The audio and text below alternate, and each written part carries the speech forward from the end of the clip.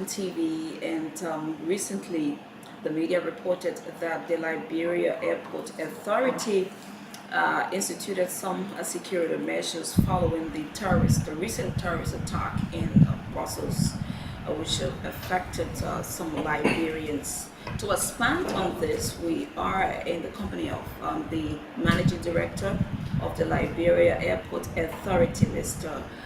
Wil Bako Freeman. Welcome to our microphone, sir. Thank you.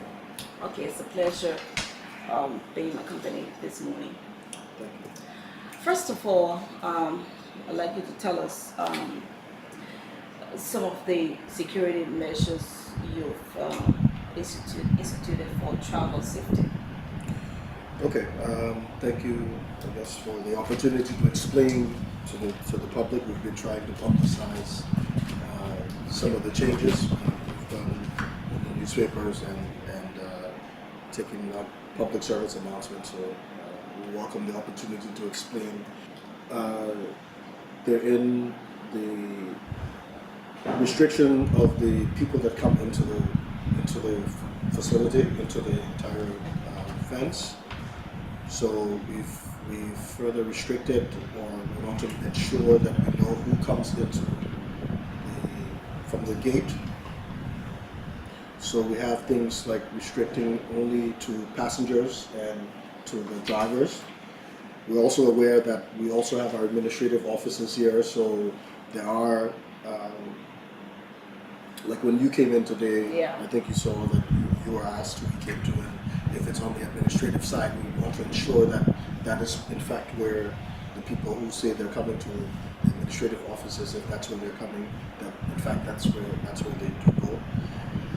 We also have the presence of Liberia National Police, the ERU, very visible, in addition to being, in some cases, being armed.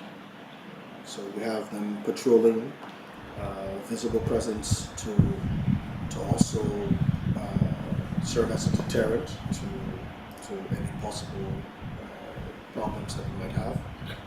So those two are the main two. I mean, they take on, they have an entire public service announcement that details it, but in terms of, I think we'd focus on those two, the presence of active security and the restriction of the people that come into the fence. Also wanted to clarify that it's not only us, we're the port of entry. We're responsible for the port of entry, but as you can imagine, the security relies on not only the LAA, RIA security, it also involves National Security Agency, Drug Enforcement, Customs, Immigration. So there's a National Security Aviation Committee that is responsible for this port of entry, and it's through a meeting at that committee level, which is chaired by the National Security Agency, that these measures were crafted and decided upon. So I just wanted to clarify that it's not only us; it's at a national level. Terrorism has been rampaging for quite a long time now, before the recent one in Brussels, in which some Liberians died. When did it occur to you that this measure was necessary? Well, in fact, we've over time we've been instituting measures. For instance, when Ebola epidemic was here, there were also some of the similar kind of restrictions on the persons who would enter the premises. And we've, if you would observe, prior to now, when you came in, there were tons of people at the when someone would come right outside of the terminal. We had already restricted that to some extent to people who, marketers and people selling things. We had restricted it. So this is a furtherance of some of those measures that we had undertaken. But one of the other things that I guess people might not be too happy about, but the meter and greeter, where people, 10 people come and see their relative off, or to come to meet, that's no longer allowed. So we try to strike a balance between not inconveniencing people, but at the same time ensuring that all of us are safe. So we we've been quite cautious about how we've restricted movements because, like I said, when someone's traveling, it's a happy time and things like that. But in the wake of all of these challenges that we're facing now, all of us have to make these sacrifices for all of us to be safe. So that's Okay, what are some of those specific things that the security deployed here or at the other airport will be doing? like I said, it's not to it's so that we ensure that we have the security, but without you, to be honest, as much as possible for you not to really detect that much of a difference as a traveler. So there is a presence. There are many more. We have commissioned many more security who are patrolling. Who are there are also random checks of luggage, random checks of vehicles. So there's a lot of surveillance now going on, which unless you're selected, you won't notice, which is how we try to do it. But we want to ensure that everybody's looking out for things that might seem unusual, things that might seem at risk. Everybody and relying on the public also to, when you travel other places, to say, oh, if your luggage is left unaccompanied for some time, to let people know. So it's all these kind of measures we're trying to instill in everyone that it's in all of our interests to look out, to be more cautious of the way we interact, the way that we travel. Unfortunately, these are the times that we're living in. But so it's more those things. There's much more surveillance, much more awareness of the possibility. So more preventive measures that we're enacting. Okay, how have you been able to cope with? I'm quite sure that sometimes you have this issue of airline flights canceling. How have you been able to cope with that? To be honest, actually, we've seen over the last 6 months, we've had more flights than we had before. Each of the airlines that fly into here now have increased the frequency. Almost all of them now fly almost every day. We've also had post-Ebola, we've had, as you'll be aware, during the Ebola period, there were only Brussels and Air Maroc, Royal Air Maroc that was flying. We now have everything from Air Cote d'Ivoire to Kenya Airways to Arik. Those three primarily. And in each case, they almost all fly every day now, which was not the case even pre-Ebola. So we haven't had, in terms of cancellations, we haven't really experienced it. Before this barbaric scenario in Brussels affecting Liberians and leading to you instituting some security measures here, we've heard about some projects being implemented here. Do you care telling us the status of these projects, especially the one that has to do with the renovation of the Rabos International Airport?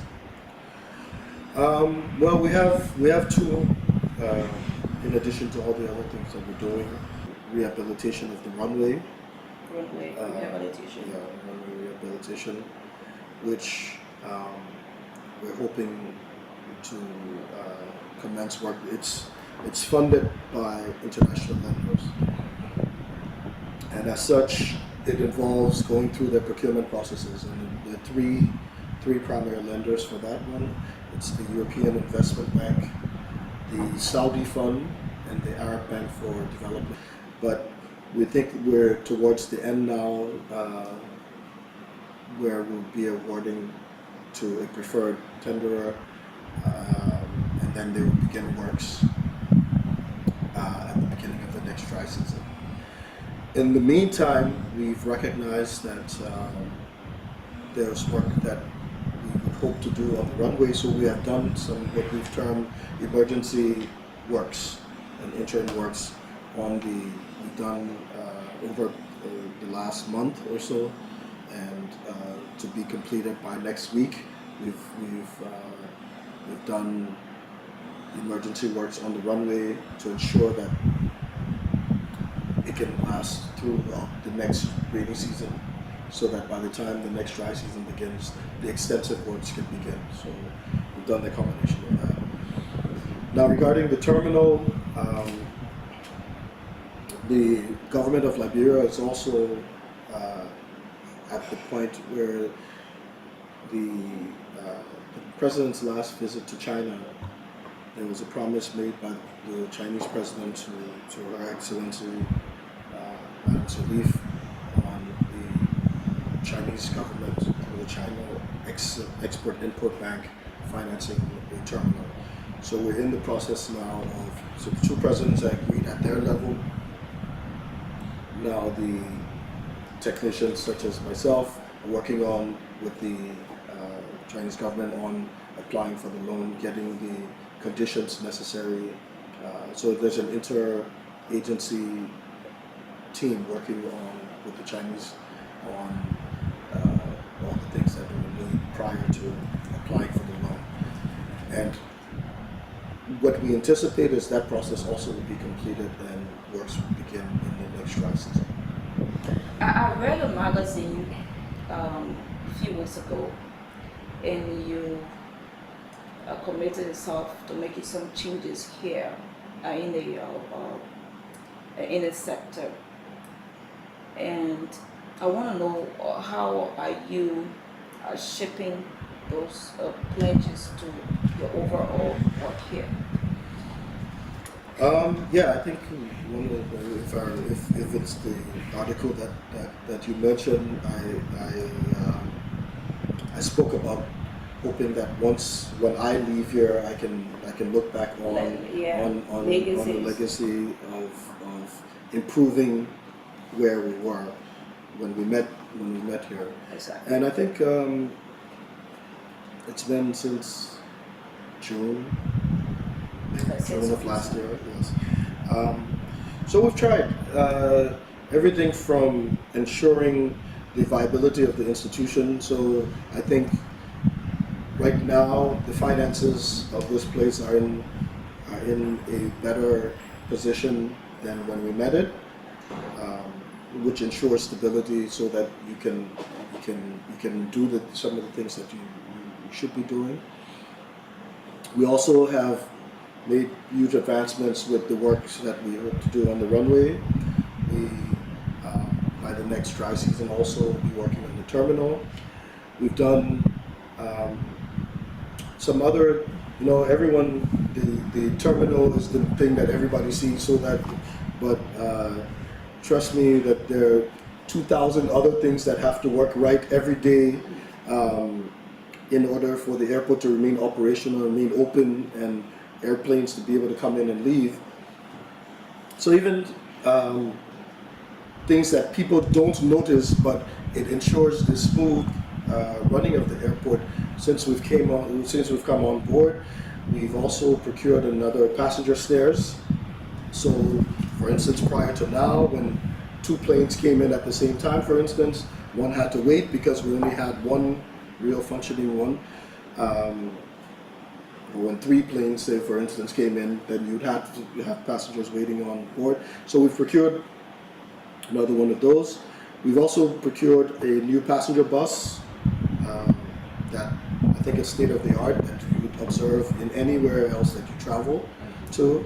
We're hoping by next week that would be will probably start for passengers to be able to use it. So it's all those kind of things. We've had a number of projects with the stabilization of the power, because we have some legacy issues. One of the things that people still think is that we receive power from Firestone. So it's good to tell people that this is not the case. So all of the power you see here is generated by a generator that we have to run.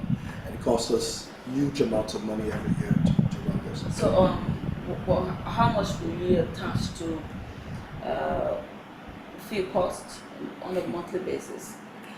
Well, I like to not. Okay, let's not put it monthly, but over the course of the year, it costs us easy $1.5 million. So that's something that you have to pay vendors for. If you don't pay vendors for it, they don't supply it. We don't have the power to run and we had an issue within the country where it was 110 power or 60 hertz, and it now moved to 220 power and 50 hertz. So we're in the process of trying to stabilize all of those because we have huge challenges. The fluctuation, the power, it blows out air conditioners, it blows out screening machines, it blows out. So we're in we have a project. In fact, we even put it out. I think even yesterday to stabilize our power situation. So it's these kind of things that I think we are making strides. And sometimes we're personally we hope that it could be faster, but these are a joke. But I certainly think that at this point, versus when we started, we made some improvements, and we look forward to continuing to build upon those. It's been a little over 6 months since you took over. How has it been? Challenging? I smile. Yes, let's just say we don't have any boring days here. There's always something going on, but that's part of the challenge which we've taken on.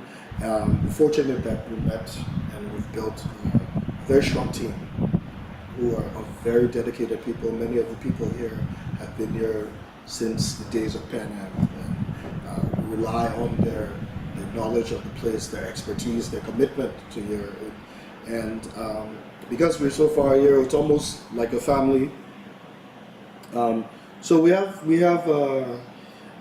quite a bit of challenges, and it's quite a dynamic situation every day. 2 weeks ago, we had to have a meeting based on the unfortunate situation that happened in Brussels, and had to make changes almost immediately to address those challenges.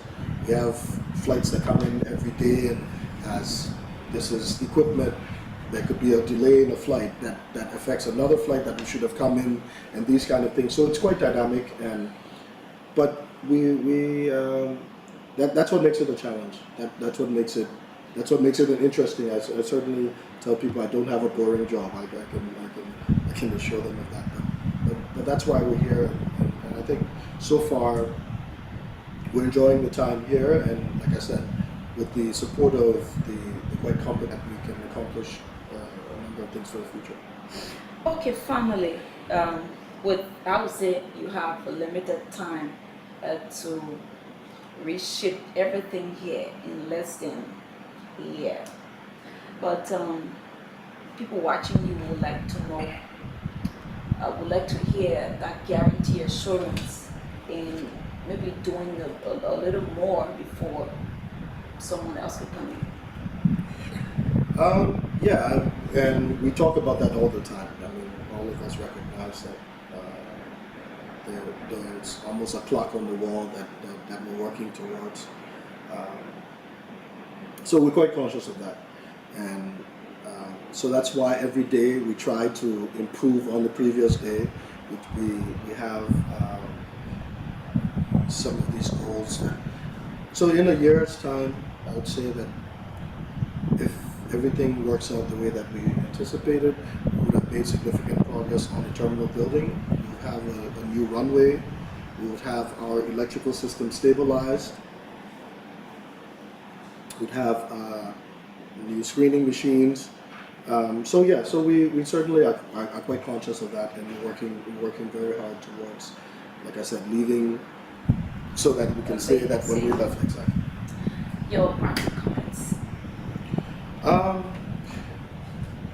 Well, I appreciate the opportunity to at least speak to the public, to tell them about some of the things that we're doing. to also talk about some of the security measures that we've implemented. We just asked them to be patient. I mean, sometimes it can be an inconvenience, but it's certainly to ensure that all of us are safe. We also can commit from the side of management that we'll do all we can to try to improve the passenger